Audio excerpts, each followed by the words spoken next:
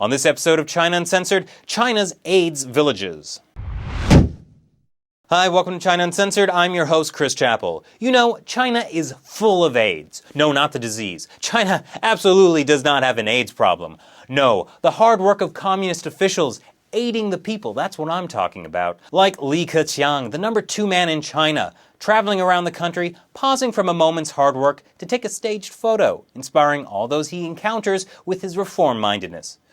Oh, ignore that photo. That's just haystacks. Yeah, haystacks from a village in Hunan. It's absolutely not freshly dug up graves from a village decimated by AIDS that the government tried to cover up by paving over them for land development. That would be silly. I mean, Li Keqiang was the governor of Hunan from 1998 to 2004. Surely you're not suggesting that a guy involved in a massive AIDS cover-up could end up as the number 2 guy in China, right? You've really got some nerve.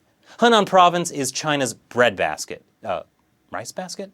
But in the early 90s, after several decades of natural and man-made disasters, everyone was pretty poor. But there was one resource the province had left totally untapped: people's blood. And so from 1991 to 1995, the government encouraged farmers to sell their blood, a policy thought up by a rising star in the Communist Party. Now, knowing that foreigners were a bunch of AIDS-infected drug-using perverts, China made the wise decision to ban importing foreign blood in 1985. But apparently, Chinese people were pretty squeamish about donating blood because, according to Chinese medicine, it is the essence of life. So Hunan officials set up 200 licensed blood and plasma collection stations and offered about $6 American for some blood plasma. A lot for the time.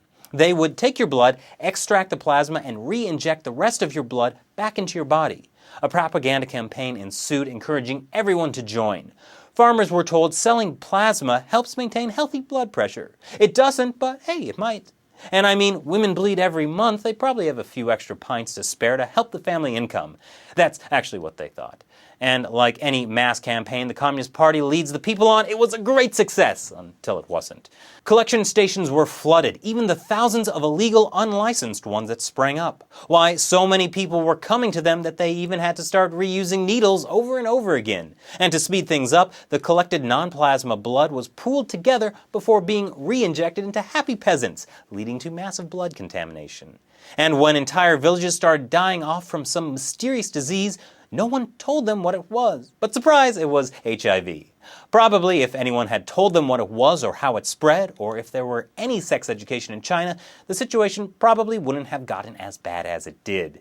As it is, it's estimated that over 1 million people were infected with HIV through selling blood. Although one AIDS activist, Gao Yaojie, who was there at the time, thinks that number could be closer to 10 million. Why does she think it's so much higher?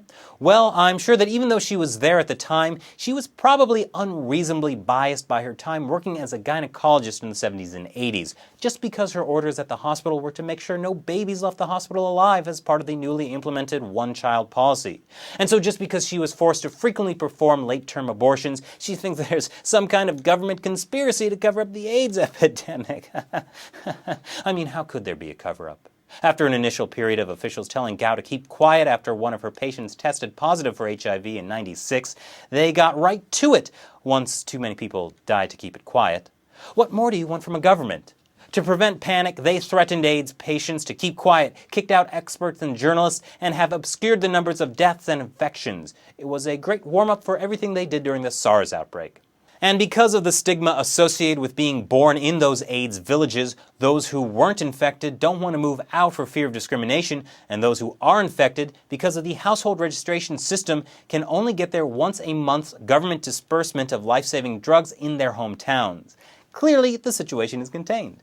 Please stop looking into it. Blood-selling schemes had nothing to do with the spread of HIV. Blame it on drug users and prostitutes. So what has Mr. Li Keqiang, the man who did not cover up the Hunan AIDS epidemic, been doing to redeem himself since then? Well, he hasn't admitted that there ever was an outbreak because of the blood-selling scheme, but he has been spearheading the AIDS awareness campaign by encouraging NGOs and volunteers to help contain the disease. But to be part of such a glorious effort, you must first be on the good books of the party. If you're anything like Hu Jia, the outspoken AIDS activist and dissident, then you should just play your part by getting harassed by police, spend some time in jail, and illegal household arrest while having a liver condition. That's what you get for trying to bring clothes and toys to families of AIDS victims. The only AIDS plaguing China is the AIDS of the communist officials making the Chinese dream come true. What do you think? Comment below or check out the Facebook and Twitter page. Thanks for watching this episode of China Uncensored. Once again, I'm Chris Chappell. See you next time.